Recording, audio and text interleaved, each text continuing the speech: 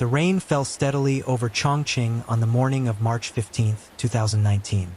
The city, known for its mountains and fog, was particularly shrouded that day.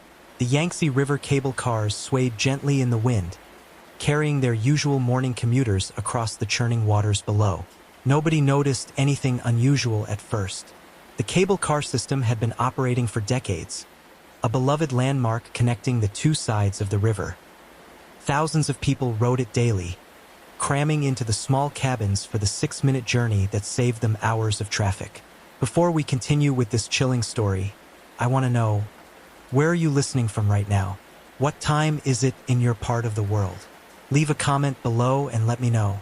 And if you're new here, please subscribe to this channel and turn on notifications so you never miss a true crime story. Give this video a thumbs up if you're already hooked on this mystery. At 7:43 a.m., car number 47 began its descent from the North Station.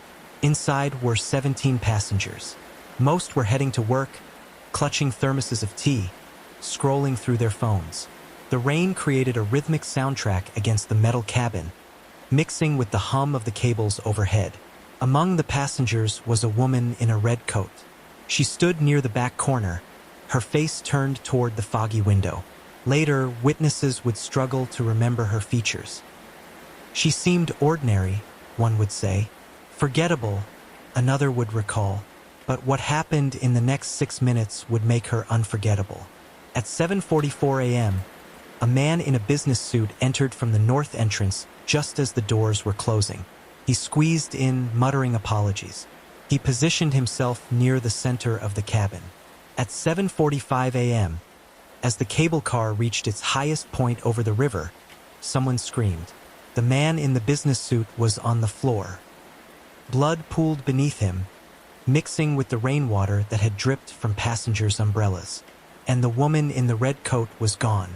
But here's what made no sense. The cable car never stopped. The doors never opened, and there was nowhere to go. So where did she disappear to? And how did she escape from a sealed cabin suspended 300 feet above the Yangtze River? The answer would lead investigators down a path darker than anyone could have imagined. Detective Chun Wei received the call at 8:07 a.m. Homicide on the cable car, the dispatcher said, her voice tight. Victim is deceased. But detective, the suspect vanished from a sealed cabin. Chun had been a detective for 15 years. He'd seen bizarre cases before, but this was impossible. He arrived at the South Station at 8:31 a.m., where car 47 had been quarantined. Forensics was already documenting everything. The other 16 passengers sat in the waiting area, shock written across their faces. "Walk me through it," Chan said to Officer Liu, the first responder. Liu consulted his notebook. Victim is identified as Zhang Ming, 42, investment banker. Single stab wound to the chest, pierced his heart. Death was almost instantaneous. Time of death. Medical examiner estimates between 7:45 and 7:46 a.m. Witnesses say he collapsed at 7:45 exactly. And the suspect? Liu's jaw tightened. That's where it gets weird, detective. Multiple witnesses describe a woman in a red coat. She was standing near the victim, but after he collapsed, she was just gone. Gone how? That's the problem. She didn't go anywhere. She couldn't have. Chun entered cable car 47. The cabin was small, maybe 12 feet by 8 feet. Windows on all sides sealed shut. One entrance door, which had been locked during transit. The floor was still wet with blood and rain. "Show me the security footage," Chun demanded. They moved to the station office, where grainy CCTV footage played on a monitor. Chun watched the woman in the red coat board at 7:43. Her face was turned away from the camera, obscured by an umbrella and the angle. She moved to the back corner. At 7:44, the businessman entered, just as the doors sealed. The cable car began its journey. At 7 hours 45 minutes and 23 seconds, according to the timestamp, the businessman stumbled. Passengers around him reacted, stepping back. Someone pointed. Someone screamed. And the woman in the red coat, Chun leaned closer to the screen. She was there at 7 hours 45 minutes and 22 seconds. At 7 hours 45 minutes and 23 seconds, in the exact frame when the victim fell, the image glitched just a fraction of a second of static. At 7 hours 45 minutes and 24 seconds, she was gone. Rewind it, Chun ordered. Play it frame by frame. They did. Again and again. The woman appeared. Static. Gone. Could she have hidden? Chun asked. Under a seat? Behind other passengers? Impossible, sir. Look at the next frames. Passengers spread out after the man fell. You can see every inch of that cabin. She's not there. Then she went out a window. The windows don't open. They're sealed emergency glass. It would take a sledgehammer to break them, and they're intact. The door, sealed and locked during transit. Computer logs confirm it never opened between stations. Chun stared at the frozen image of the woman in red, her face still maddeningly obscured. Get me witness statements, he said quietly. Every single passenger. And check the river. Maybe she jumped. Lu looked at him incredulously. From 300 feet up? Into the Yangtze? She'd be dead. Better dead in the river than vanished into thin air, Chun muttered. But what Detective Chun didn't know yet was that this was only the beginning. Because that afternoon, they found something in the victim's apartment that changed everything. Hidden in a locked drawer behind a false panel was a photograph. A photograph of the woman in the red coat. And written on the back, in the victim's own handwriting, were 4 words that sent chills down Chen's spine. She's already dead. How could the victim have a photo of his killer? How could he claim she was already dead when witnesses saw her board the cable car alive? And most importantly, if she was dead, who or what killed Zhang Ming that morning? The answer lay in events that happened exactly 1 year earlier, in a small village outside Chongqing where everyone knew a terrible secret. 1 year earlier, March 15, 2018, the village of Xinhua sat nestled in the mountains, 40 kilometers from Chongqing's city center. Population, 347. The kind of place where everyone knew everyone, where secrets festered like wounds that never healed. On that day, a woman named Lu Mei wore a red coat for the first time. She'd bought it in the city the week before, a small luxury she'd saved for months to afford.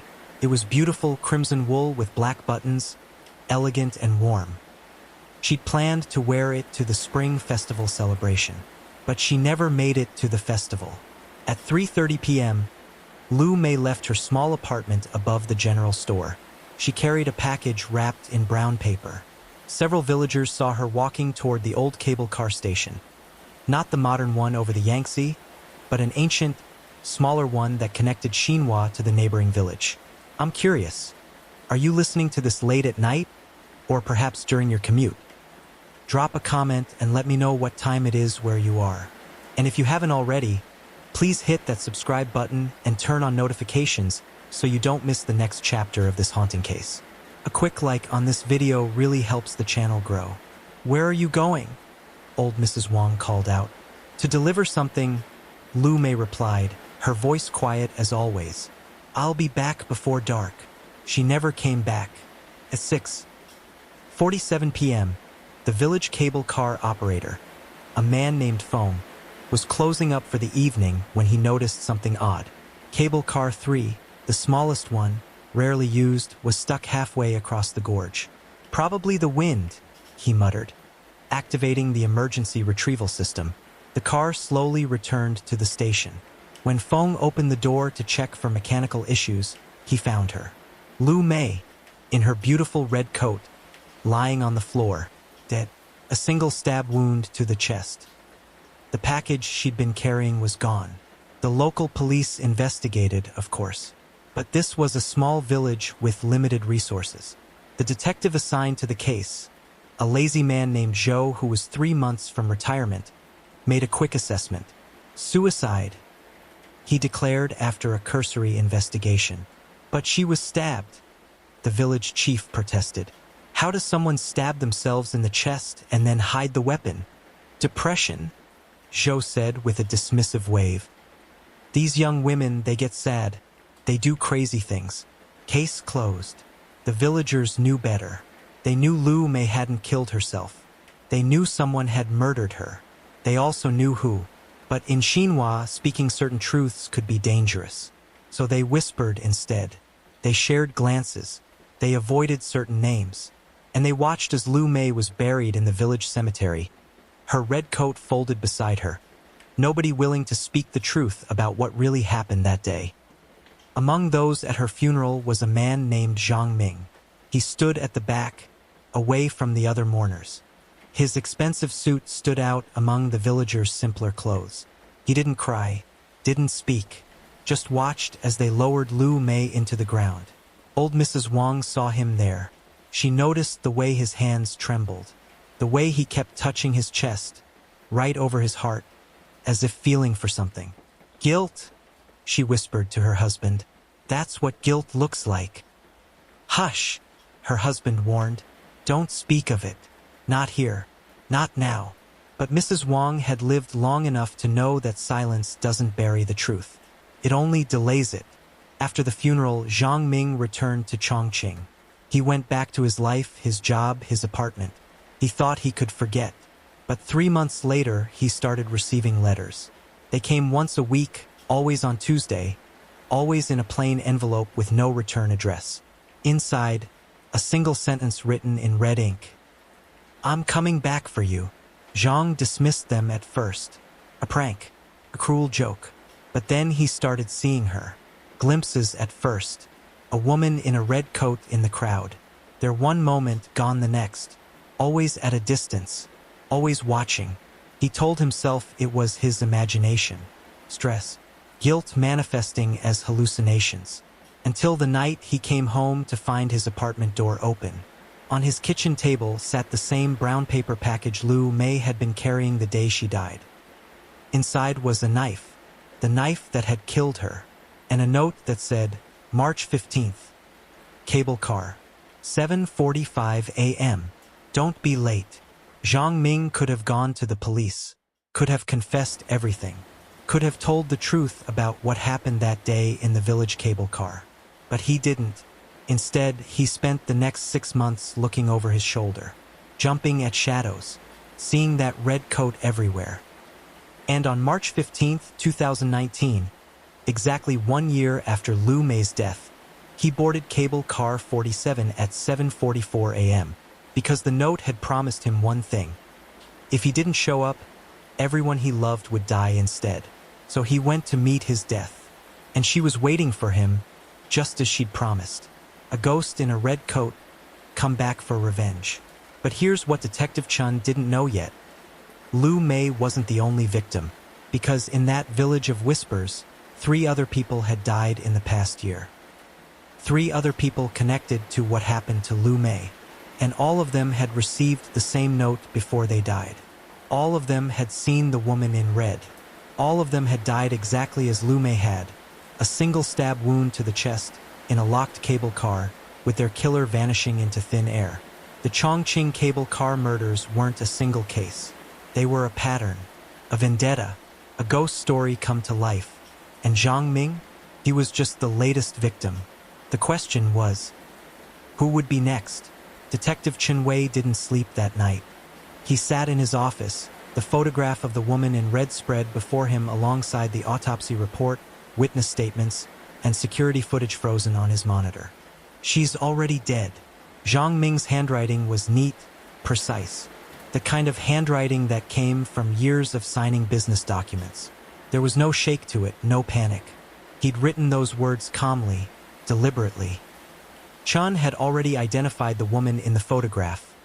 Lu Mei, 26 years old, resident of Xinhua Village, officially declared a suicide on March 15, 2018, exactly 1 year before Zhang Ming's death. Chun pulled up the case file on Lu Mei's death. It was thin, barely 3 pages. Detective Zhou had done the minimum required paperwork and closed it within 48 hours. Sloppy, Chen muttered, reading through the sparse notes. No forensic analysis. No witness interviews beyond the cable car operator. No investigation into Lu Mei's life, her relationships, her reason for being on that cable car. Just suicide. Case closed. Chun picked up his phone and called the Xinhua police station. It rang 7 times before someone answered. "Officer Gao," a young voice said. "This is Detective Chun Wei, Chongqing homicide. I need to speak with Detective Zhou about a case from last year." Pause. "Detective Zhou passed away, sir. Heart attack." 3 months ago. Chun felt a chill run down his spine. When exactly? December 15th. Died in his sleep. Chun did the math. 9 months after Lu Mei's death. Did anyone investigate his death? "Sir, he was 67 years old with a history of heart problems. Natural causes." "Did he receive any unusual letters before he died? Threats? Warnings?" Another pause, longer this time. "How did you know that? Tell me," Chin demanded. Officer Gao's voice dropped to a whisper. "His wife mentioned it after he died. Said he'd been receiving strange letters for months, always in red ink. She thought it was related to an old case, but Zhou wouldn't talk about it. She found a pile of them in his desk after he died. They all said the same thing. You know the truth. Tell it or join her. Where are those letters now? His wife burned them. Said they gave her nightmares. I'm coming to Xinhua, Chen said. Tomorrow morning. I need to speak with everyone who knew Lu Mei. Detective, Gao said hesitantly. Maybe you shouldn't. People here don't like talking about Lu Mei. Bad luck, they say. Every time someone does, something bad happens. That's superstition. Maybe. But 3 people connected to her case are dead now, sir. Detective Zhou. And before him, 2 others. Chun sat up straighter. Who? The cable car operator who found her body foam. He died in June, 6 months ago. Fell from his apartment balcony. Police ruled it an accident. But what? His neighbors heard him screaming before he fell. Screaming about a woman in red standing in his apartment. But when they broke down the door, the apartment was empty. Just foam. Lying on the street below. Chen's hand tightened on the phone. And the second person? The medical examiner who performed Lu Mei's autopsy. Dr. Huang. She died in September. Car accident. Drove her car straight into a barrier on the highway. But here's the strange part. Her dashcam footage showed her swerving to avoid someone. Someone, a woman standing in the middle of the road, wearing a red coat. Chun stared at his notes, adding names to his growing list. Lu Mei, March 15, 2018, stabbed in cable car. Feng, cable car operator, June 15, 2018, fell from balcony. Dr. Huang, medical examiner, September 15, 2018, car accident. Detective Zhou, December 15, 2018, heart attack. Zhang Ming, March 15, 2019, stabbed in cable car. Every death on the 15th of the month. Every death connected to Lu Mei's case. And now every death 3 months apart like clockwork. Officer Gao, Chan said slowly. If the pattern continues, the next death would be June 15th, Gao finished. 2 months from now. Take a moment to let me know. Where in the world are you listening from right now? It's fascinating to know this story is reaching people across different time zones. Leave a comment below, and don't forget to like this video if you're enjoying the investigation. Subscribe if you want to find out who's behind these mysterious deaths. Do you know who would be next? Who else was involved in Lu Mei's case? Silence on the other end. Then, almost inaudibly, the witness. What witness? Zhou's report says there were no witnesses. That's because he didn't include her in the report. But there was someone who saw Lu Mei get on that cable car. Someone who saw who else got on with her. Who? A girl. She was 15 at the time. Name is Wang Xiaoling. She's old Mrs. Wang's granddaughter. She saw everything that day, but Detective Zhou told her to keep quiet. Said it was better not to get involved. Where is she now? Still in the village. Works at her grandmother's noodle shop. Chun was already grabbing his coat. I'm leaving now. Keep Wang Xiaoling safe until I get there. Don't let her out of your sight. Detective, it's almost midnight. The roads to Xinhua are dangerous in the rain. I don't care. If she saw what happened, she's the only person who knows the truth. And if this pattern holds..." He didn't finish the sentence. He didn't need to. If the pattern held, Wang Xiaoling had 2 months to live. Unless Chun could stop whatever or whoever was hunting everyone connected to Lu Mei's death. Chun hung up and grabbed his gun from the locked drawer. He checked the ammunition, something he rarely did. But this case was different. On his desk, the photograph of Lu Mei stared up at him. In the picture, she was smiling, young, alive, wearing that red coat. "Who killed you?" Chun whispered to the photo. "And why won't you rest?" As if in answer, his desk lamp flickered. Once, twice, then went out completely. In the darkness, Chun heard something that made his blood run cold. The soft patter of footsteps. In his office, coming closer. Chen's hand moved to his gun, his heart racing. He reached for his phone, activating the flashlight.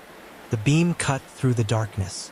His office was empty, but on his desk, where the photograph had been, there was now something else. An envelope, plain, white, no address. Chen's hands trembled as he opened it. Inside, written in red ink, was a message meant for him. "Stop investigating. The truth died with Lu Mei. Let the dead rest, or become one of them." The letter wasn't signed, but at the bottom, in the same red ink, was a drawing. A cable car, hanging above waves, and inside it, a stick figure with Chen's name written beneath it. The date next to it, June 15th, 2019. Chun stared at the drawing, then at the calendar on his wall. 2 months. He had 2 months to solve this case before the pattern reached him. Before he became the next victim of the woman in red. Chun drove through the night, his windshield wipers struggling against the downpour. The mountain roads to Xinhua were narrow, winding, treacherous in the dark. His mind raced faster than his car. 5 deaths, all connected to Lu Mei, all on the 15th of the month. And now a threat directed at him. His phone rang. "Officer Gao." "Detective, we have a problem." Chen's grip tightened on the steering wheel. "What happened?" "Wang Xiaoling. She's gone." "What do you mean gone?" "I went to the noodle shop like you said. Her grandmother said Xiaoling left an hour ago. Said she received a message on her phone telling her to meet someone at the old cable car station." Chen's heart sank. Did Mrs. Wang see who sent the message? No, but Xiaoling took her phone with her. "I tried calling, it goes straight to voicemail." "I'm 20 minutes out. Get to that cable car station. Now." Chun pressed harder on the accelerator, the car fishtailing slightly on the wet road. If Xiaoling was at the cable car station, if she was meeting someone there. He arrived in Xinhua at 1:47 a.m. The village was dark, houses shuttered against the storm. Only a few lights burned, the police station, the noodle shop, and in the distance, a faint glow from the old cable car station. Chun parked and ran through the rain. Officer Gao met him at the station entrance, flashlight in hand. "I got here 5 minutes ago," Gao said, breathing hard. "The station is locked from the inside, but the lights are on. Break it down." Together, they forced the door open. The station was small, outdated. The cable car system had been scheduled for demolition after Lu Mei's death, but budget constraints had delayed it. Now it sat abandoned, rusting, waiting. "Xiaoling," Chun called out.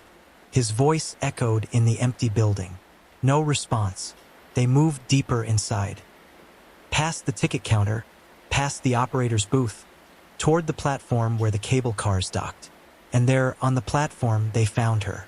Wang Xiaoling, 16 years old, sitting in cable car 3, the same one where Lu Mei had died. She was alive, conscious, staring straight ahead, but she wouldn't or couldn't speak. Chen approached slowly. "Xiaoling? Are you hurt?" No response. Her eyes were wide, unblinking. Gao shone his flashlight around the cable car. "Detective, look." On the floor of the cable car, written in what looked like red lipstick, was a message. "Tell them what you saw. Tell them the truth. Or join me on the 15th. Chun helped Xiaoling out of the cable car. She moved like a sleepwalker, mechanical and distant. Xiaoling, who brought you here? Finally, she spoke. Her voice was barely a whisper. She did. Who? The woman in red. Chun and Gao exchanged glances. Xiaoling, Chun said gently. Lu Mei is dead. She can't have brought you here. I know she's dead, Xiaoling whispered. I saw her die. I saw everything. But she's still here. She's been here all along, waiting. Waiting for what? For someone to tell the truth. Chun knelt down to her level. Then tell me the truth. Tell me what you saw that day. March 15th, 2018. What really happened? Xiaoling's hands trembled. They'll kill me. Who will? The same people who killed her. Chun took out his phone and started recording. Xiaoling, I'm a detective. I can protect you, but I need to know what you saw. She looked at him with eyes that had seen too much for someone so young. It wasn't suicide, she finally said. Lu Mei didn't kill herself. She was murdered. I know. Who did it? There were 3 of them. They got on the cable car with her. I saw from my grandmother's shop window. Lu Mei was carrying a package. They wanted it. What was in the package? I don't know, but it was important. Important enough to kill for. Who were the 3 people? Xiaoling closed her eyes, as if seeing it again. Zhang Ming. He got on first. Lu Mei knew him. I could tell from her body language. She wasn't scared of him. Not at first. And the others? A woman. Older, maybe 40s. Expensive clothes. She got on right after Zhang Ming. Can you describe her? Tall. Short hair. Cold eyes. She looked at Lu Mei like she was garbage. Chun made notes. And the 3rd person? Xiaoling hesitated. He's important. Powerful. That's why Detective Zhou made me stay quiet. Who was he? She looked directly at Chun. The mayor of Chongqing, Mayor Wu Jian. Chun felt the world tilt. Mayor Wu Jian was one of the most powerful men in the city. Connected, influential, untouchable. Are you sure? I'm sure. I saw his face. I saw him get on that cable car. And when it came back, she shuddered. When it came back, Lu Mei was dead, and all 3 of them got off. The woman was carrying the package. Zhang Ming had blood on his sleeve, and Mayor Wu was on his phone, talking to someone, saying, "It's done." What happened next? Feng found the body 10 minutes later. By then, the 3 of them were gone.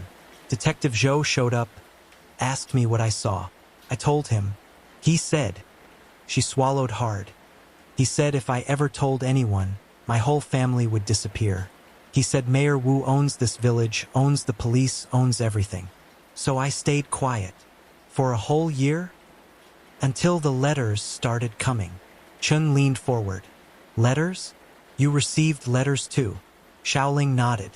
They started 3 months ago, after Detective Zhou died. 1 every week. Always the same message.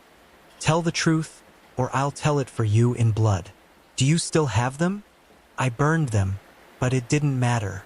She still came. Who came? Lu Mei. I see her sometimes, standing outside my window at night, wearing that red coat, just standing there watching, waiting. Chun wanted to tell her it was impossible, that dead people don't come back. But given everything he'd seen, he wasn't sure anymore. Xiaoling, I need you to make a formal statement. Everything you just told me, we're going to reopen this case. You can't. Mayor Wu, I don't care how powerful he is. If he's a murderer, he'll pay. Officer Gao shifted uncomfortably. Detective Chun, maybe we should think about this. Mayor Wu has connections everywhere. The police commissioner, the courts, the media. If we go after him without solid evidence, we have an eyewitness.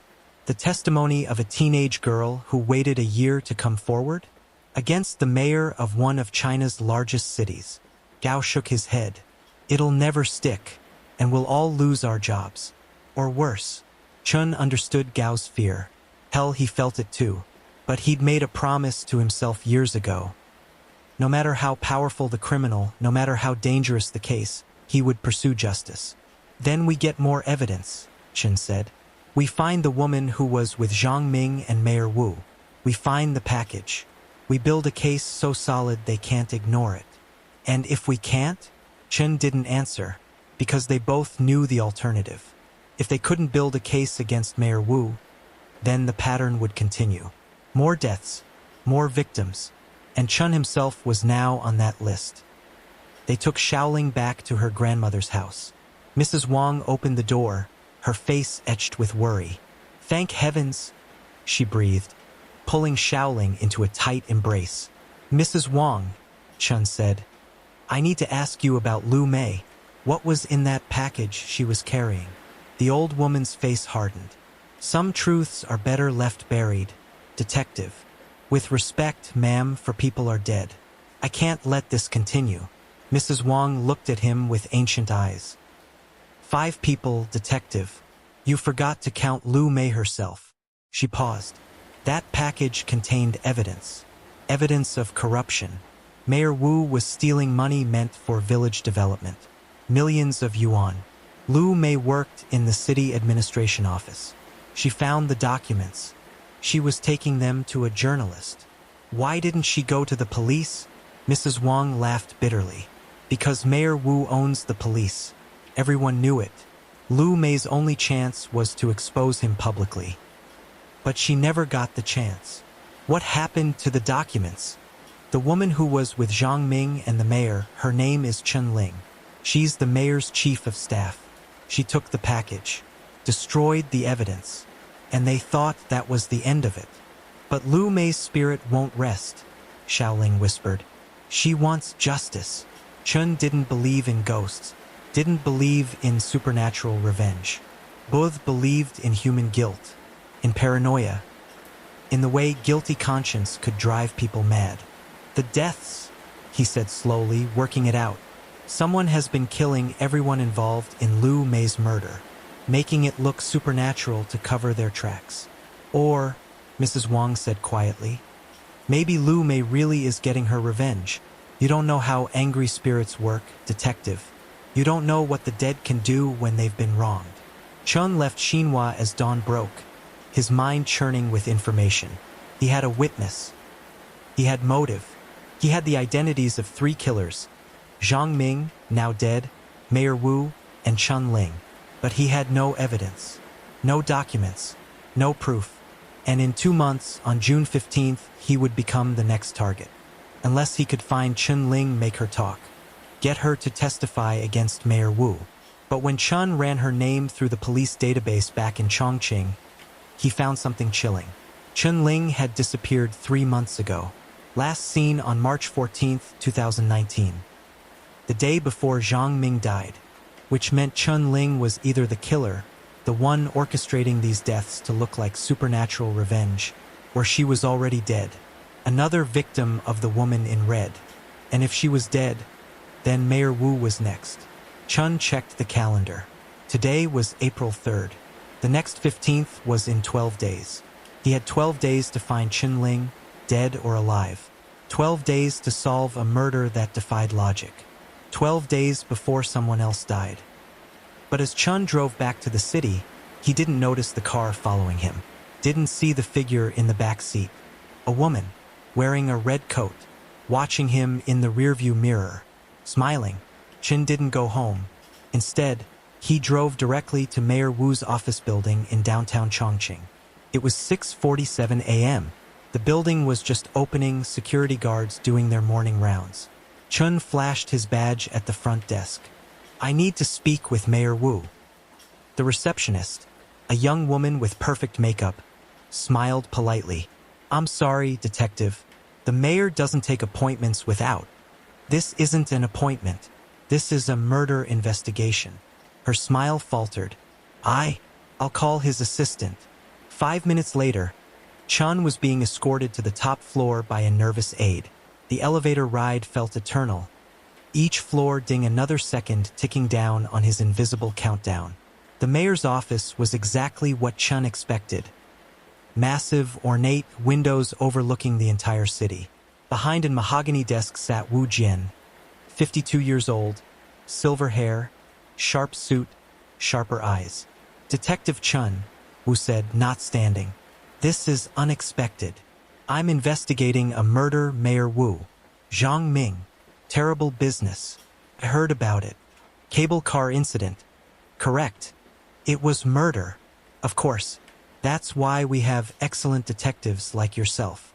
Wu gestured to a chair. Please sit. How can I help? Chun remained standing. How well did you know Zhang Ming? Professionally. He managed some investment accounts for the city. Competent man. Tragic loss. Were you aware he was murdered exactly 1 year after another death? Lu Mei, from Xinhua village. Chun watched Wu's face carefully. A skilled politician knows how to control their expressions, but Chun had learned to read the micro-expressions, the tiny flickers that betrayed true emotion. And there it was, a slight tightening around Wu's eyes. Recognition. Fear. I'm not familiar with that name, Wu said smoothly. Strange, because you were seen boarding a cable car with her on March 15, 2018. The day she died. Wu's expression didn't change, but his fingers drummed once on the desk. A tell. Detective, I ride cable cars frequently. I meet many people. I can't be expected to remember everyone. Even someone who was carrying evidence of your embezzlement? Now Wu's face did change. The pleasant mask slipped, revealing something cold underneath. That's a serious accusation, detective. I hope you have evidence. I have a witness. A witness to what exactly? A chance encounter on a cable car over a year ago? That proves nothing. It proves you knew Lu Mei, and it establishes motive for her murder. Wu stood now, moving to the window. When he spoke, his voice was different, harder, more dangerous. Let me tell you something about justice, Detective Chun. Real justice, not the fairy tale version they teach in police academy. Justice is about power, about who can afford the best lawyers, about who knows the right people. Is that a threat? It's reality. Wu turned to face him. You're a good detective, I'm told. Smart, dedicated, but you're also alone. No wife, no children, no family to worry about. That makes you dangerous and predictable. Chen's hand moved instinctively toward his gun. What are you saying? I'm saying you should be careful, detective, investigating cases that are already closed. Asking questions about people who don't want to be found is a good way to have accidents. Like Lu Mei's accident? Lu Mei committed suicide. The police report says so. The police report was falsified. Prove it. They stared at each other across the vast office. Chun knew he was outmatched here. No evidence, just suspicions and a witness the courts would never believe. But he also knew he'd gotten under Wu's skin. Scared him. Good. Where is Chun Ling? Chen asked. Wu's expression flickered again. My former chief of staff? She resigned. Took a position overseas. When? 3 months ago. Before or after she started receiving threats? I don't know what you're talking about. Letters written in red ink, describing how she would die. Sound familiar? Wu walked back to his desk, pressed a button. Security. Please escort Detective Chun out of the building. I'm not finished. Yes, you are. Wu's voice was ice. And detective? I have friends in the police department. High-ranking friends. 1 phone call and you're off this case. 2 phone calls and you're off the force entirely. So I suggest you drop this crusade before you destroy your career. 2 security guards entered. Large men with earpieces and expressionless faces. Chun had no choice but to leave. But as he walked to the elevator, he called back. The 15th is coming, Mayor Wu. 12 days. Better watch your back. Wu's face paled, but he said nothing. In the elevator, Chen's phone rang. Officer Gao. Detective, we found something. You need to come back to Xinhua. Now. What is it? We searched the old cable car station more thoroughly. There's a storage room in the basement. You need to see this yourself. Chun drove back to Xinhua, making the trip in record time. Officer Gao met him at the cable car station, looking shaken. This way, they descended into a dank basement, flashlights cutting through the darkness. The storage room was at the far end, hidden behind old equipment. Gao pushed open the door. Chen's blood ran cold. The walls were covered in photographs, hundreds of them, all of the same three people, Zhang Ming, Mayor Wu, and Chen Ling. But these weren't normal surveillance photos. Each person had a red X drawn across their face. Each photo was labeled with a date. Zhang Ming's photos, marked March 15, 2019 done. Mayor Wu's photos, marked April 15, 2019 next. Chen Ling's photos, marked missing, find her. There's more, Gao said quietly. He pointed to another wall. Photos of Detective Zhou. Photos of Feng, the cable car operator. Photos of Dr. Huang. All marked with dates. All with red XS.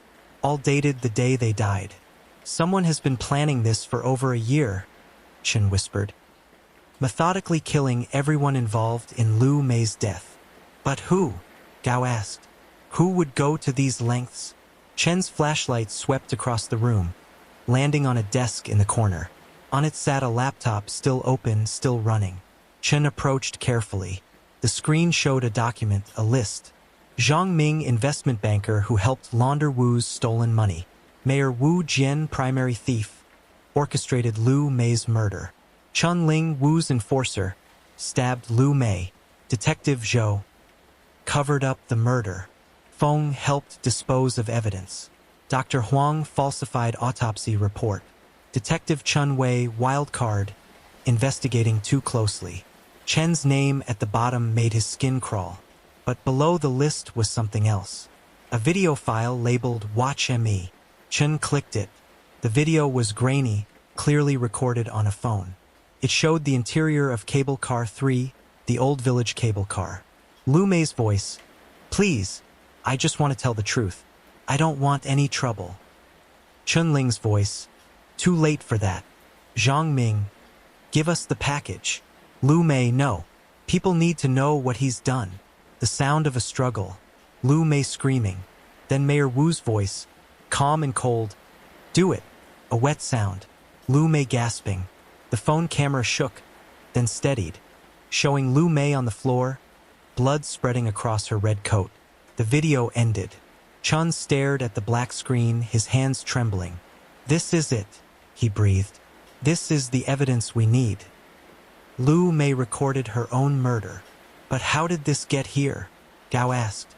If she was murdered, how did she save the video? Chen thought back to Xiaoling's testimony. Lu Mei had a package. But what if there were two packages? What if she'd hidden her phone somewhere before they killed her? What if someone had found it after her death? We need to trace this laptop, Chen said. Find out who owns it, who's been using this room. Gao nodded and started photographing everything. But Chen's mind was racing ahead. The list, the dates, the pattern. 12 days until April 15th. 12 days until Mayor Wu's scheduled death. And the person orchestrating all of this, the person who'd been methodically executing everyone on that list, was still out there, still planning, still killing. Chen's phone buzzed. A text from an unknown number. You found my war room. Good, but you're too late to save him. Wu will die on the 15th, just like the others. You can't stop me. No one can. The woman in red. Chen's hands shook as he typed back. Who are you? 3 dots appeared, showing the person was typing. Then a response. I'm justice. I'm revenge. I'm what happens when the law fails. I'm Lu Mei's ghost made real. And you have a choice, detective. Help me finish what I started, or die trying to stop me. I don't believe in ghosts, Chen typed. Then believe in this. I have Chen Ling. She's alive, barely, and she's ready to confess everything. But she'll only talk to you. Alone. Meet me at the old cable car station. Midnight tonight. Come alone or she dies. How do I know you're telling the truth? A new message appeared. A photo. Chen Ling, bound to a chair, gagged, terrified. And behind her, just visible in the shadows, a figure in a red coat. Chun showed Gao the messages. "It's a trap," Gao said immediately. "You can't go." "I have to. If Chun Ling is alive, she can testify against Wu. She can end this. Or you'll end up dead, and Wu walks free anyway." Chun looked at the photo again. Chun Ling's eyes held a message. "Help me. Get a tactical team ready," Chun said. "Position them around the station. I'll wear a wire. If things go wrong." "When things go wrong," Gao corrected. "When things go wrong, you come in." Chun spent the rest of the day preparing. He reviewed everything he knew about the case, re-interviewed Xiaoling, studied the layout of the cable car station. But his mind kept returning to one question. If this really was someone seeking justice for Lu Mei, someone who'd spent a year meticulously planning these murders, then who was it? Who had the skill, the resources, the knowledge to pull this off? And why wait a year? Why let the guilty live for 12 months before starting the killing? Unless terrible thought struck Chin. What if the person behind this had been preparing, learning, waiting for the perfect moment? What if they'd needed a year to become what they needed to be? At 11:45 p.m., Chun arrived at the old cable car station. The rain had intensified into a full storm. Lightning split the sky every few seconds, illuminating the abandoned building in stark flashes. Chun entered alone, his hand on his gun, the wire hidden under his jacket transmitting everything to Gao and the tactical team positioned outside.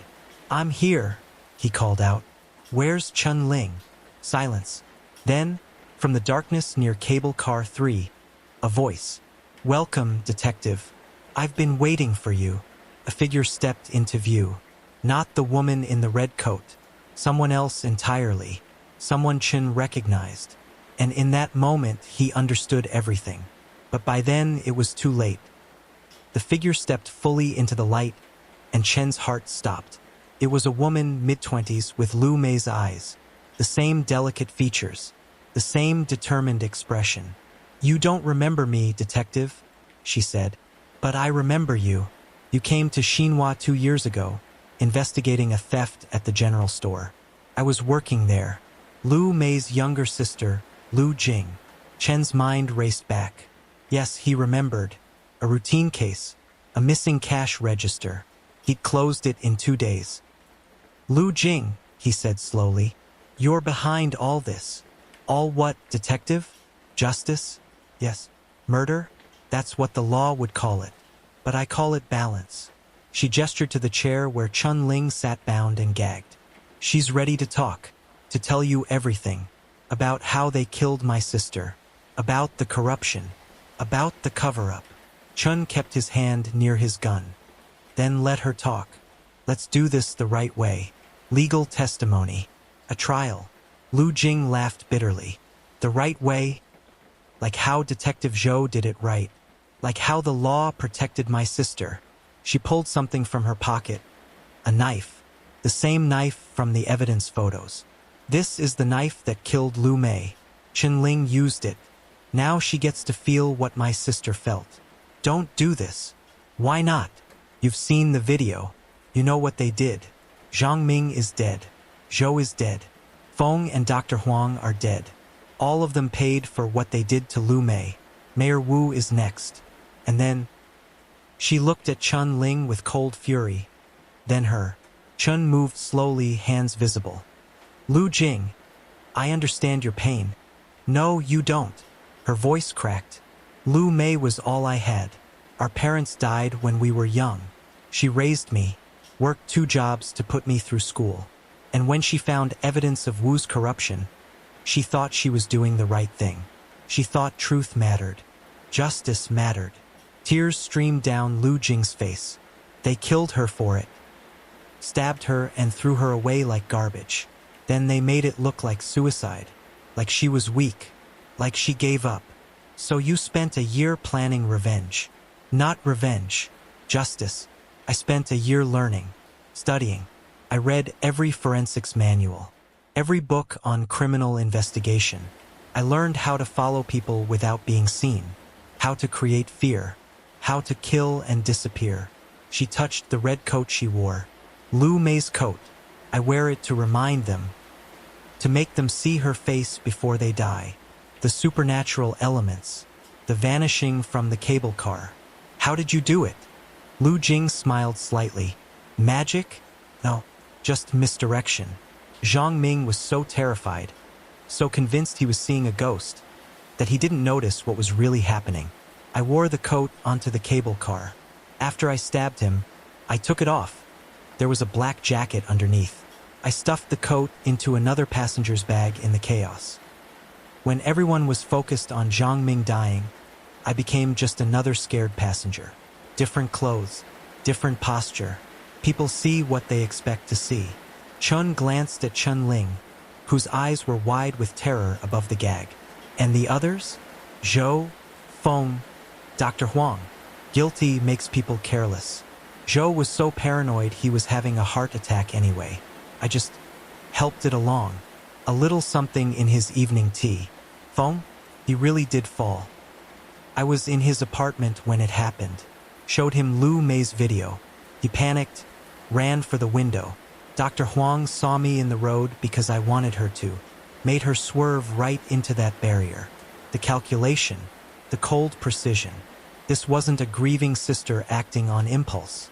This was a woman who'd transformed her pain into something methodical and deadly. What about me? Chen asked. Why am I on the list? You're the wild card, detective.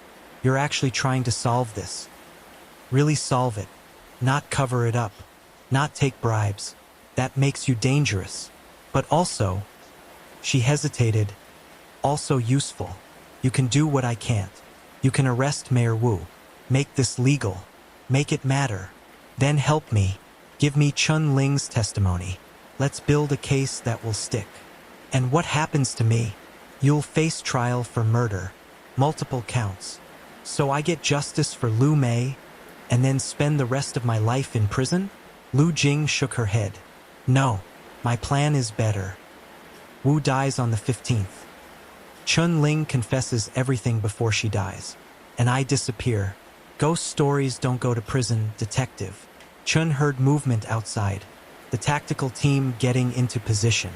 He needed to stall, give them time. The video, he said. How did you get Lu Mei's phone? She hid it in the cable car before they killed her. Wedged it into a gap in the seat frame. They never found it. After the suicide ruling, I went to the cable car station every day. Searched everywhere. Took me 3 weeks to find it. When I watched that video, her voice broke. When I saw them kill her, saw her begging for her life, I knew the law wouldn't help. I had to become something else. Someone they'd fear. The letters, the red coat appearances. You were terrorizing them before you killed them.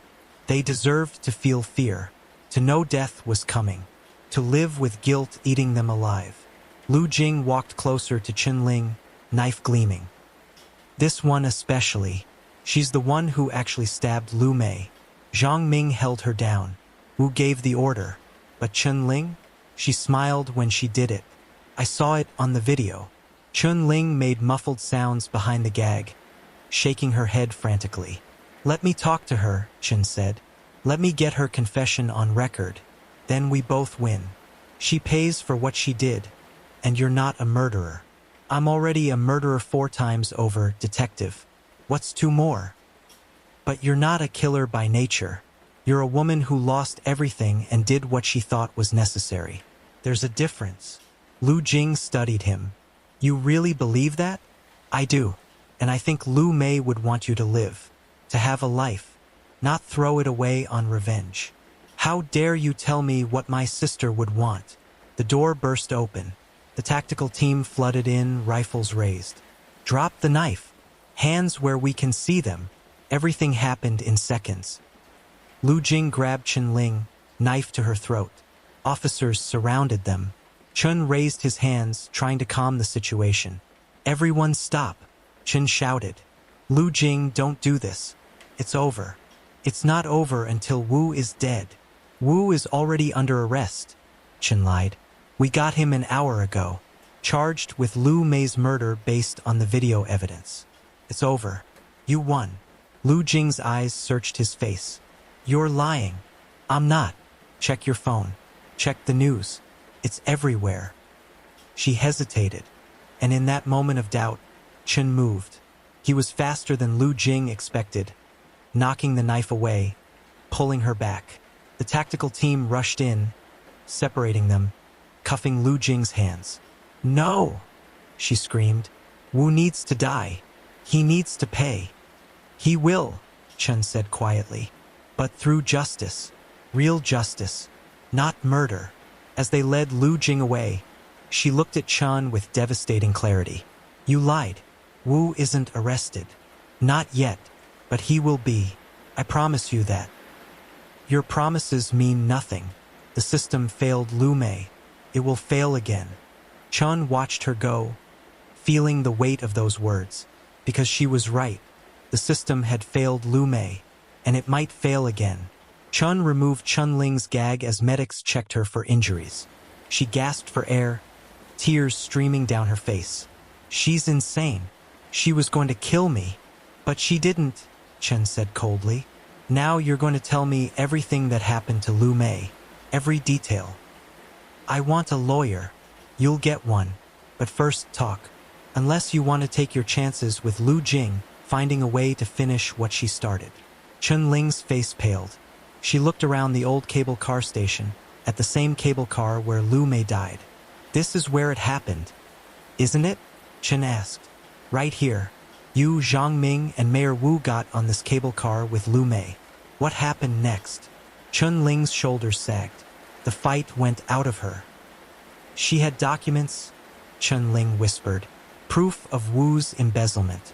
Millions stolen from village development funds over 5 years. She was taking them to a journalist in the next village. And Wu sent you to stop her. He sent Zhang Ming first, to negotiate, offer her money to stay quiet. But Lu Mei refused. She swallowed hard. I got on the cable car too, to intimidate her. And when that didn't work, Wu got on himself. What did he say to her? He offered her everything. Money, a better job, protection. But she just kept saying no, saying people deserved to know the truth, that he'd stolen from poor villages, from people who needed that money for schools and hospitals. Chen Ling's voice dropped. Wu got angry, really angry. I'd never seen him like that. He said, if you won't take the deal, you take the consequences. And then, Zhang Ming grabbed her from behind, held her arms. She was screaming, fighting. Chen Ling closed her eyes. I pulled out the knife. I didn't plan to use it, just to scare her. But Wu said, he said, do it. Now. So you stabbed her. I didn't want to, but Wu owns me. He knows things I've done. I had no choice. Everyone has a choice. Not when your choice is between killing someone else or being killed yourself. Chen Ling looked at him with hollow eyes. After she fell, we took the package, searched her, found her phone, or so we thought. We must have missed the one she hid. We cleaned the knife, got our stories straight. When the cable car arrived at the station, we got off like nothing happened. Feng found her body 10 minutes later, and Detective Zhou covered it up. Wu paid him. Zhou was 3 months from retirement. Wu offered him enough money to live comfortably for the rest of his life. All Zhou had to do was rule it a suicide, lose some evidence, make sure there were no witnesses. But there was a witness. Xiaoling. Zhou scared her into silence, said her family would disappear if she talked. Chen felt sick. The corruption ran so deep. So many people complicit in Lu Mei's murder. What happened to the documents? He asked. Wu burned them, every page, made sure there was no evidence left. Except Lu Mei's phone, the video. We didn't know about that until Lu Jing started killing people. By then it was too late. Chen Ling started sobbing. I didn't want to kill her. You have to believe me. I'm not a murderer. You stabbed an innocent woman in the chest while 2 men held her down. What would you call that? She had no answer. Chen stood, signaling to the officers. Take her to the station. Full confession on record. and put her in protective custody. If word gets out where she is, Lu Jing might have friends who'll finish the job. As they led Chen Ling away, Officer Gao approached. What about Mayor Wu? Do we arrest him now? Not yet. Chen Ling's confession is good, but it's the word of an accomplice. We need more. We need the video evidence authenticated. We need forensics to match the knife to Lu Mei's wounds. We need to build a case so airtight that Wu's lawyers can't poke holes in it. That could take weeks. We don't have weeks. We have 7 days until April 15th. If Lu Jing has a backup plan, if she has people helping her, Wu could still be killed. Would that be so bad? Chun looked at Gao sharply. Yes, it would.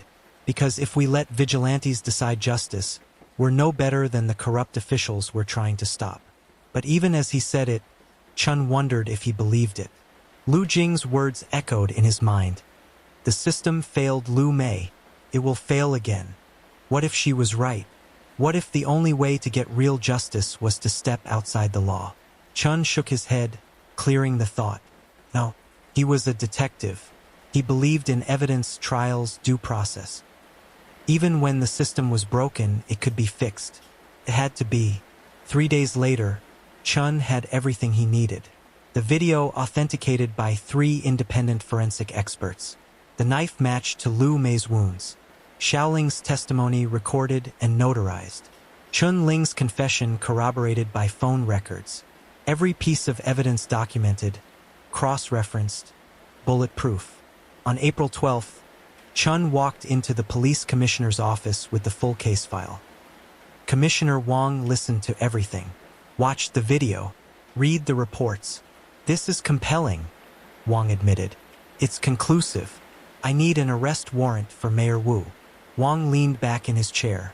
That's complicated. A woman was murdered. There's nothing complicated about it. Politics makes it complicated. Mayor Wu has connections, powerful friends. Arresting him will create difficulties.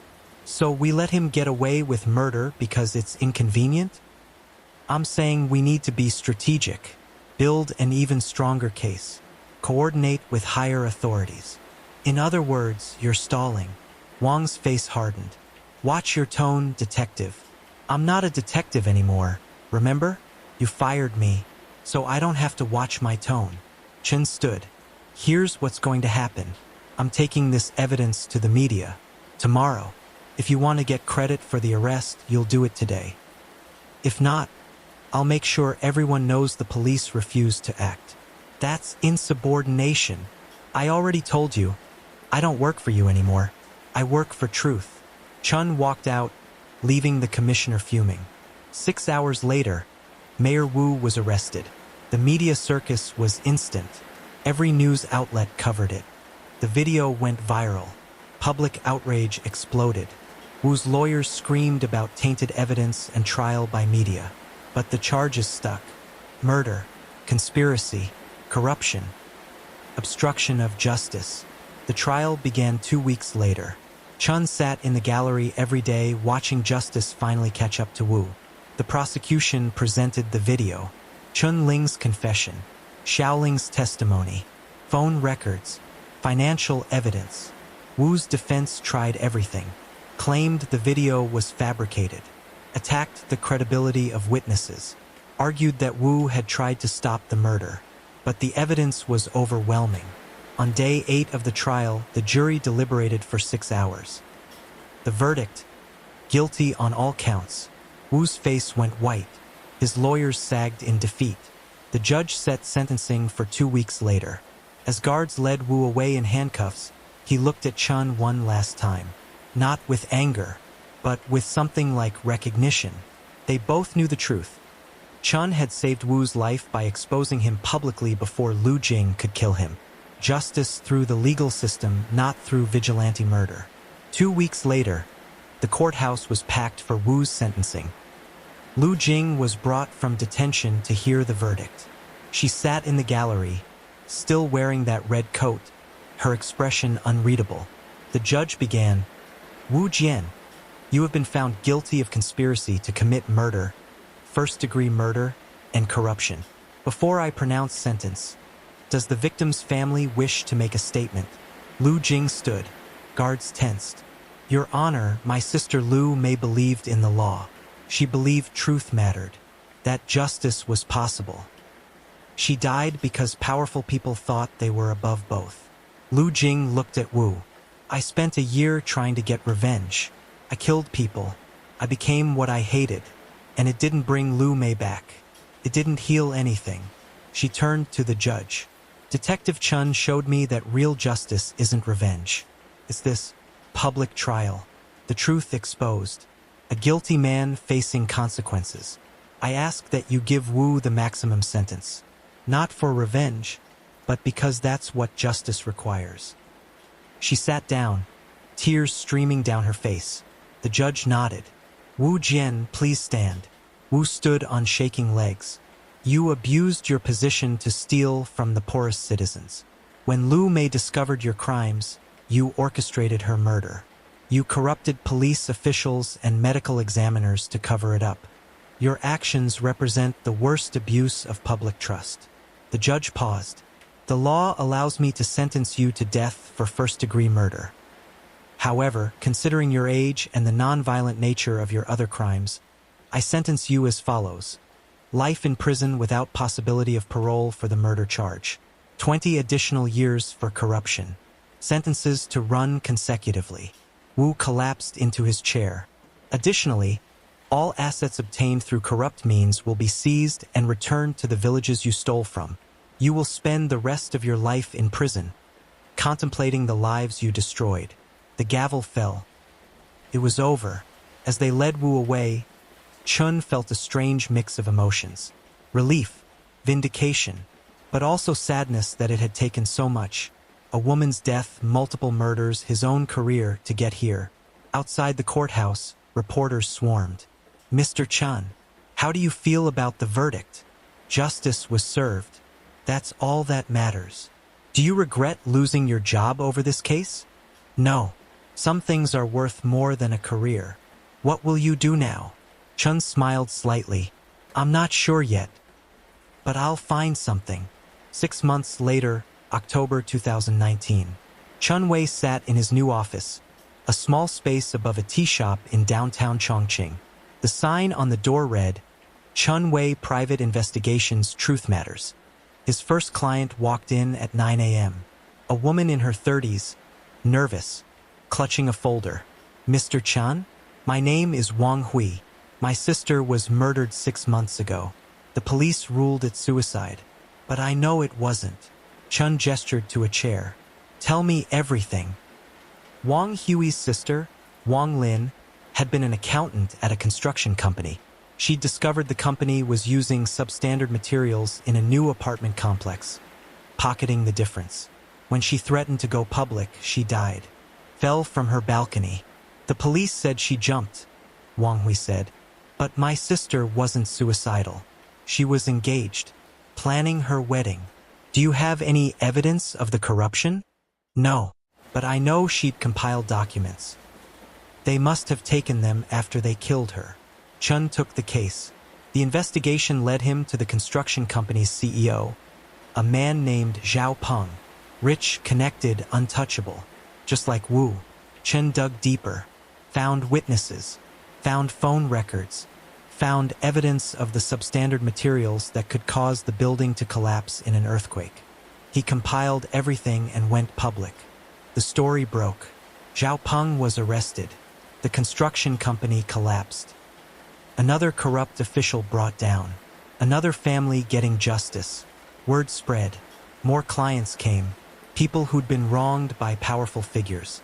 People who knew the police wouldn't help them. Chen's business grew.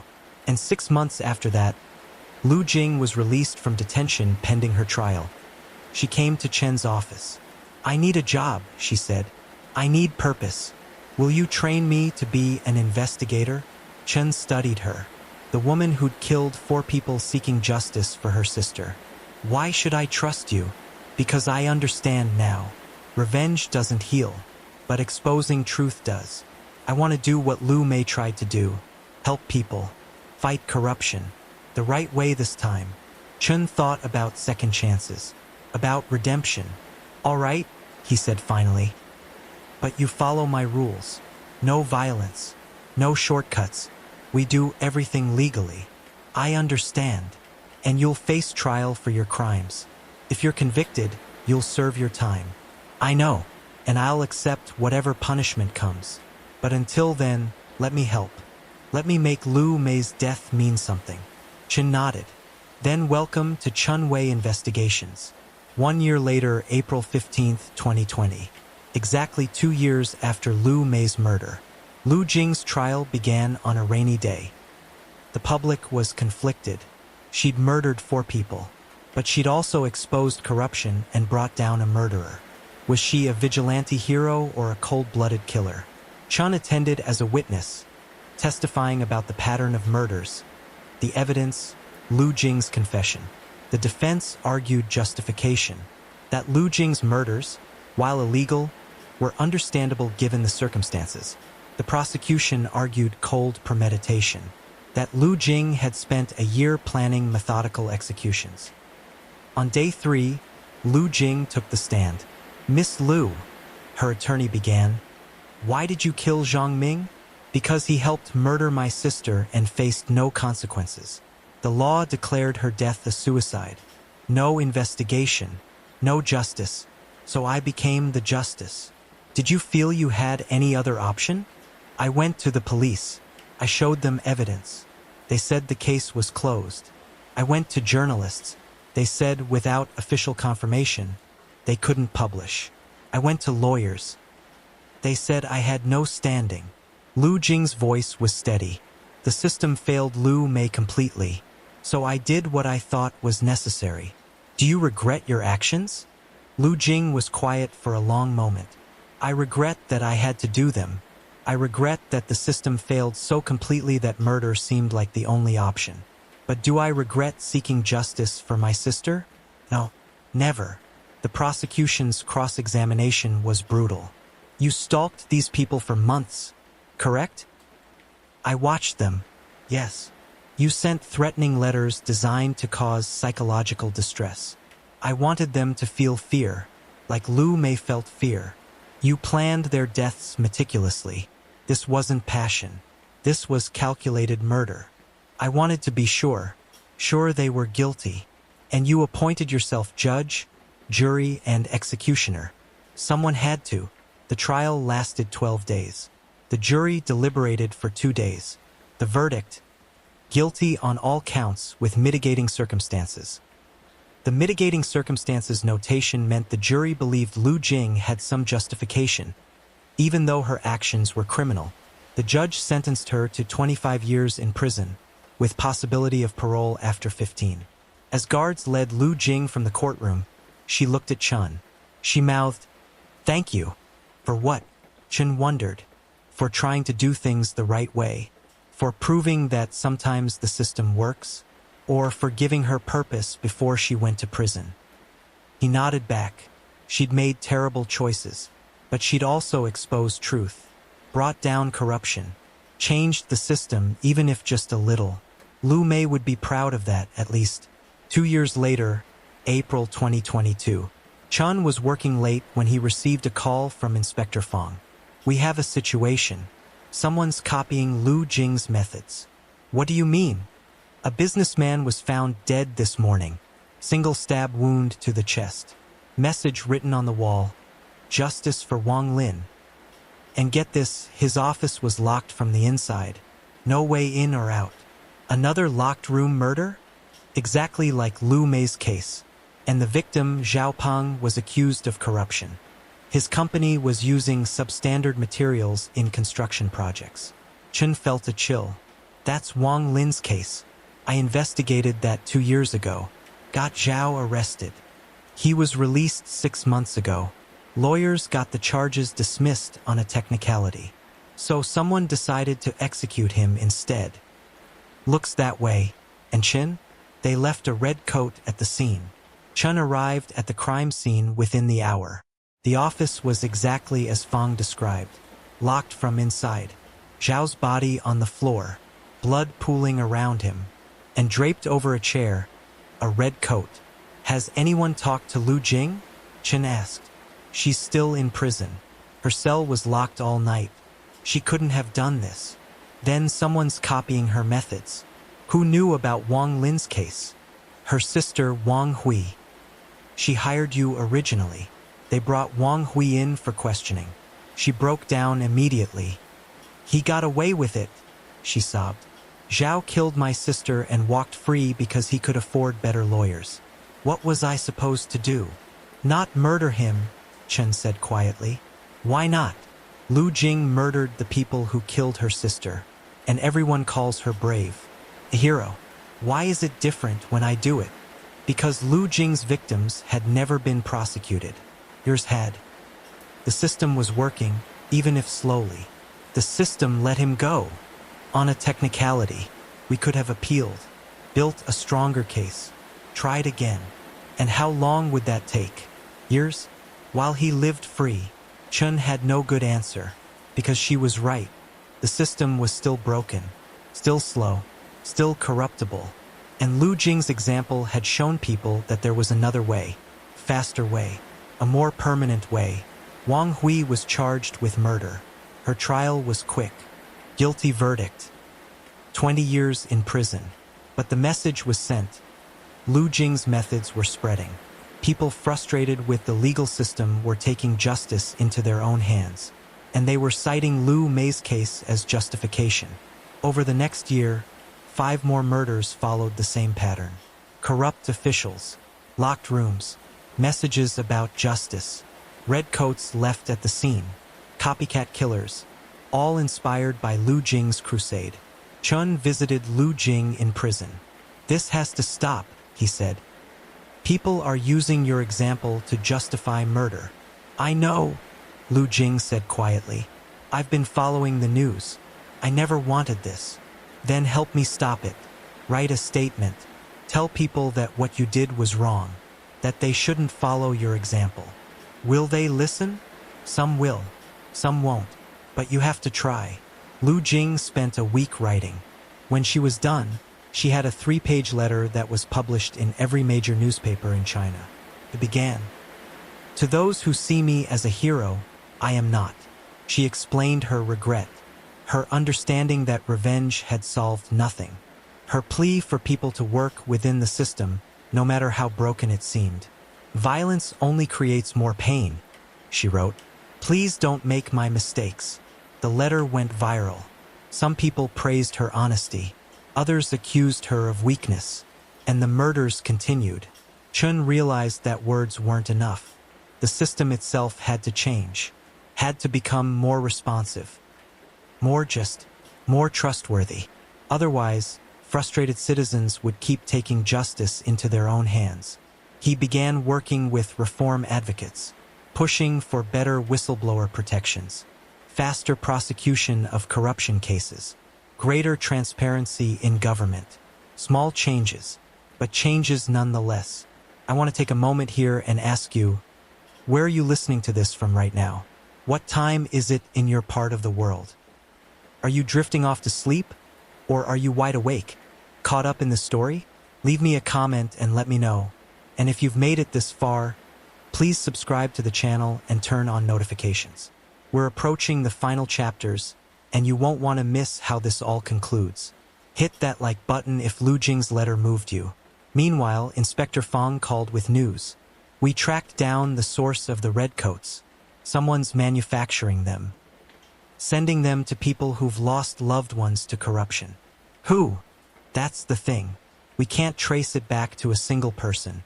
It's a network. People connected online, organizing, planning. How many people? Hundreds, maybe, all across China, all believing that the legal system has failed them.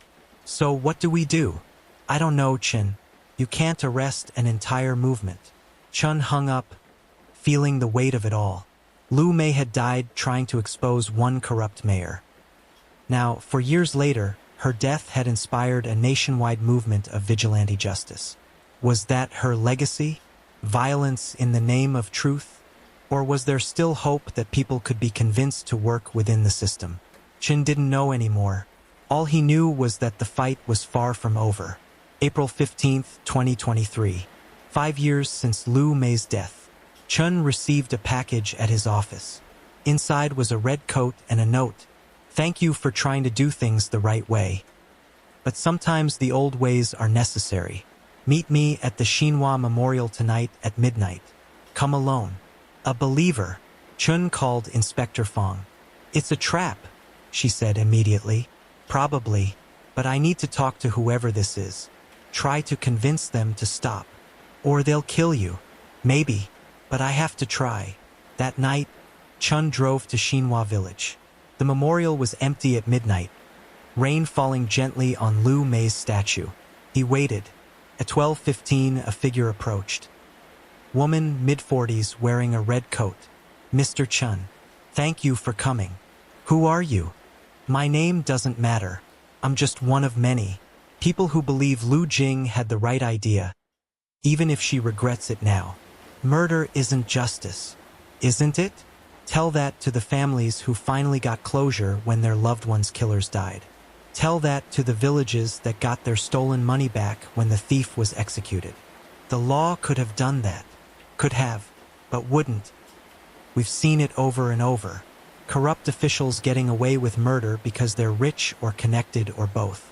Chun stepped closer. So you've appointed yourself executioner? You and your network. We're not executioners. We're equalizers, making sure that the powerful face the same consequences as the powerless. That's not how justice works. That's how it should work. They stood in the rain, two philosophies facing each other. What if I told you I could get these cases prosecuted? Chun said. Really prosecuted? Through the legal system. How? I've been working with reform advocates. We're pushing for changes. Better laws. Stricter enforcement. Independent oversight. That will take years. Yes, but it's permanent. Kill one corrupt official and another takes his place. Change the system and it's harder for corruption to take root. The woman considered this. And in the meantime, while you're working on your reforms, how many people die because officials think they're untouchable? I don't have a perfect answer, but I know that murder isn't it. Lu Jing thought differently, and Lu Jing regrets it. She's in prison. Her life is over. Is that what you want? If it means justice is served? Yes. Chun realized he wasn't going to change her mind. Not tonight. Maybe not ever. Then I can't stop you.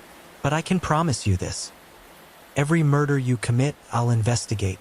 Every killer in your network, I'll expose. You want to work outside the law? Fine. But so will I. The woman smiled. I expected nothing less. That's why Lu Mei trusted you, you know? Lu Mei never knew me. Didn't she? The woman pulled out a notebook. This was found among her things. Read the last entry. Chun opened it. Lu Mei's handwriting. March 14th, 2018. I had a dream about a detective. Kind eyes, tired face. Standing at my grave, promising to find truth. I don't know if it was a vision or just hope, but if that detective exists, if someone actually cares enough to investigate my death, I want them to know. Keep fighting. Don't give up. Truth matters, even when it seems like it doesn't. Chen's hands trembled. She knew, the woman said softly. Somehow she knew you'd come, that you'd fight for her. And you did. You exposed Wu. You changed the system. You made her death matter. But not like this. Not with more killing. You do it your way. We'll do it ours. And may the best method win. She turned and walked into the darkness. Chun stood alone at the memorial, rain washing over him. The fight was far from over, but at least he knew what he was fighting for. Truth, justice, the right way, even if it was the hard way. Over the next 2 years, Chun worked tirelessly for reform. He testified before government committees, wrote policy proposals, consulted with lawmakers. Slowly, painfully, changes came. New whistleblower protection laws, mandatory reporting of corruption, independent oversight committees, stricter penalties for officials who abused their power. None of it was perfect, But it was progress. And gradually, the vigilante murders decreased. Not because people were caught, but because the legal system started working better. Corruption cases were prosecuted faster. Officials faced real consequences. Victims got justice without having to resort to murder. Lu Mei's legacy was finally becoming what it should have been all along. A catalyst for reform, not for revenge. Chun visited Lu Jing in prison. "You're up for parole next year," he said. "I know. I'm nervous. You should be. The world's changed a lot in 6 years. Because of what I did? Because of what Lu Mei tried to do. You were just one part of a larger movement." Lu Jing smiled sadly. "If I get out, I want to work with you. Continue the fight. The right way this time. I'd like that. Do you think Lu Mei would forgive me? For what I did?" Chun thought about Lu Mei's diary entry. The detective she'd dreamed about. The hope she'd held on to even knowing she might die. "I think Lu Mei would understand. She'd want you to learn from your mistakes. To do better. That's all any of us can do. Isn't it? Try to do better. Yes, that's all." March 15th, 2025. 7 years since Lu Mei's death. The expanded memorial was being dedicated. What started as a simple statue had grown into a museum and education center. Inside, artifacts from the case. The red coat Lu Mei wore. The documents she'd tried to deliver. Photos of everyone involved. But also a wall of names. Other whistleblowers who'd died fighting corruption. Other truth-tellers who'd paid the ultimate price. And another wall. Officials prosecuted and convicted. Systems reformed. Lives saved because someone had the courage to speak up. The dedication ceremony was attended by thousands. Chun gave a speech.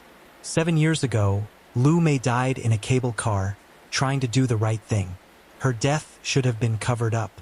Another forgotten victim of corruption. But her sister refused to let that happen.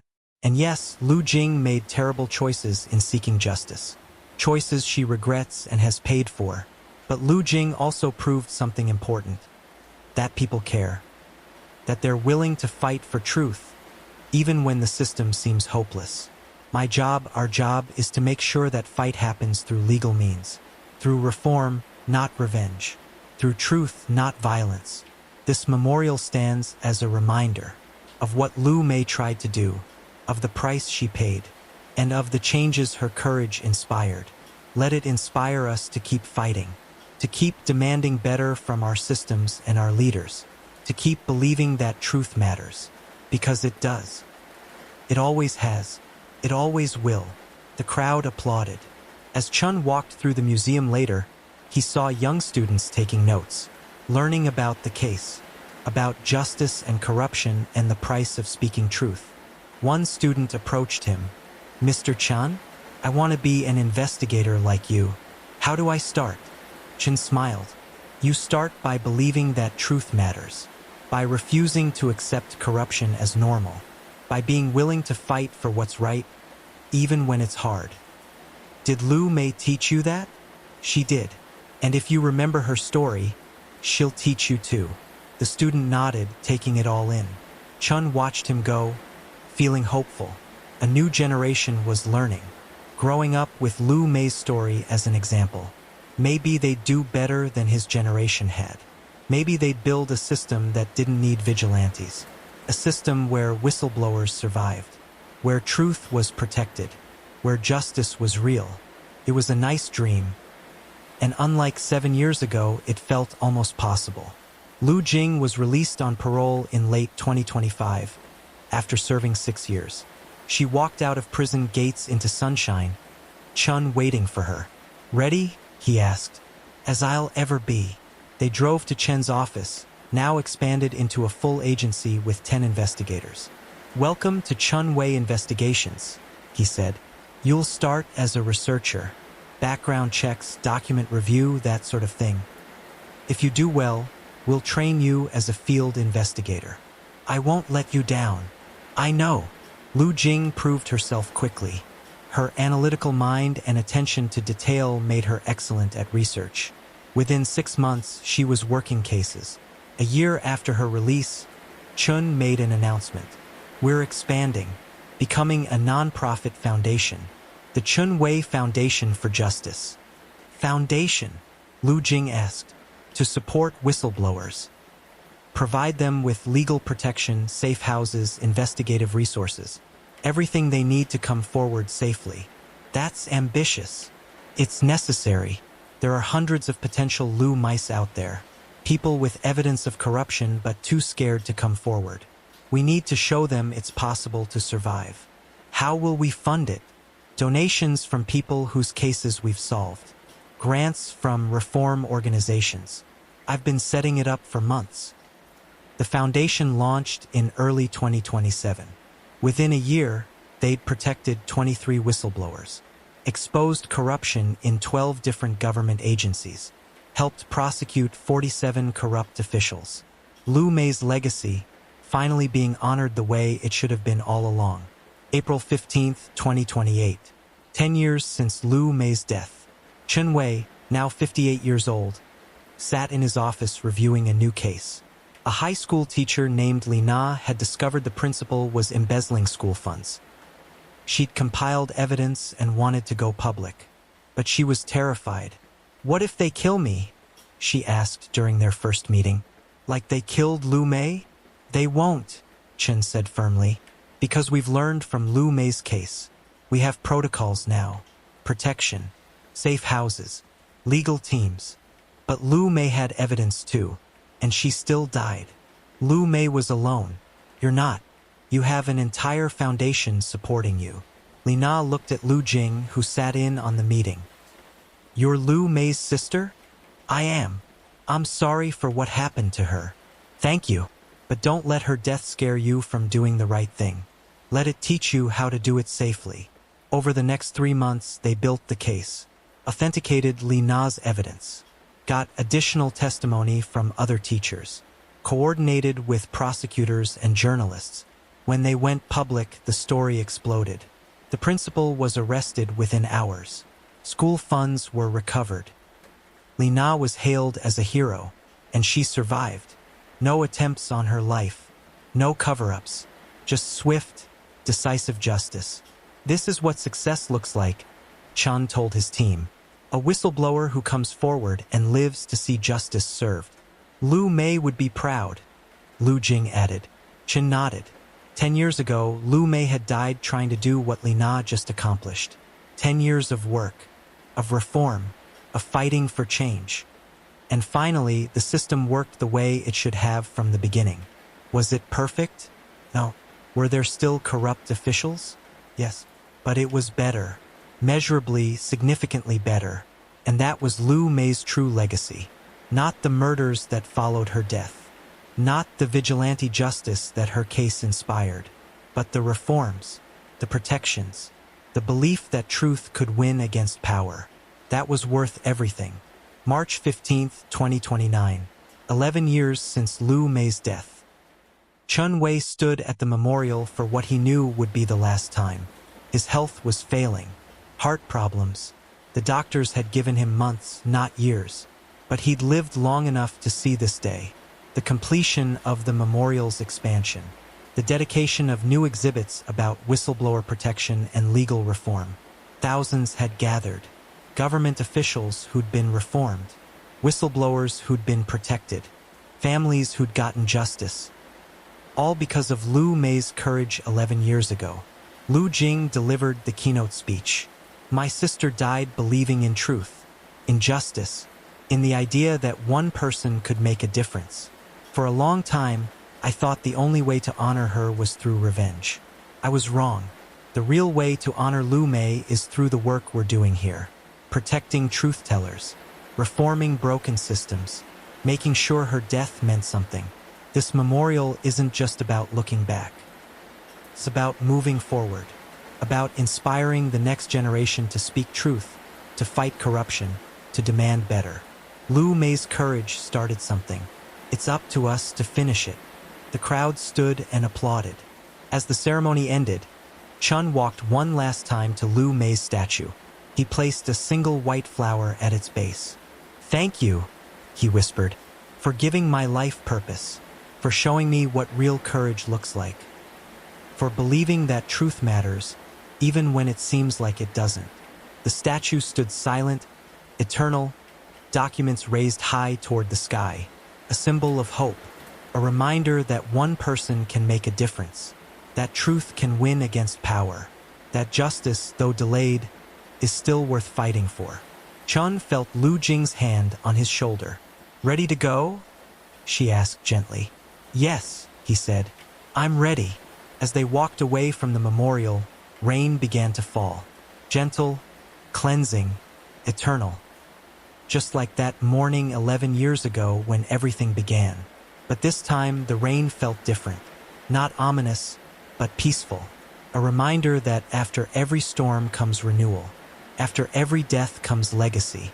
After every tragedy comes the chance to build something better. Lu Mei was gone, but her spirit lived on in every whistleblower who found courage, in every corrupt official who faced justice, in every reform that made the system a little bit better. That was immortality. Not life without end, but impact without limit. And as Chan and Lu Jing drove away from Xinhua village for the last time, the rain washed over the memorial behind them, over Lu Mei's statue, over the names of fallen truth-tellers, over the list of victories won. The Chongqing cable car murder case was closed, but the legacy continued, and it always would, as long as there were people who believed in truth, who fought for justice, who refused to accept that the powerful were above the law. Lu Mei's voice would echo through them. Her sacrifice would remind them what was at stake. And somewhere in the rain, in the shadows between stories, you could almost hear footsteps. Not the woman in red coat seeking revenge, but the sound of justice, slow and patient, finally arriving for those who thought they could escape it. Sleep well, dear listener, and may you dream of a world where truth matters, where courage is rewarded, where justice prevails. The Chongqing cable car murder case is complete, but the fight for truth continues. Always. Now, before you drift off to sleep, tell me one last time, where are you in the world right now? What time is it? Did this story give you chills, inspiration, or peace? Leave a comment below. Subscribe to this channel if you want more true crime stories that make you think. Turn on notifications so you never miss an episode. And give this video a like if Lu Mei's story touched your heart. Thank you for listening. Good night.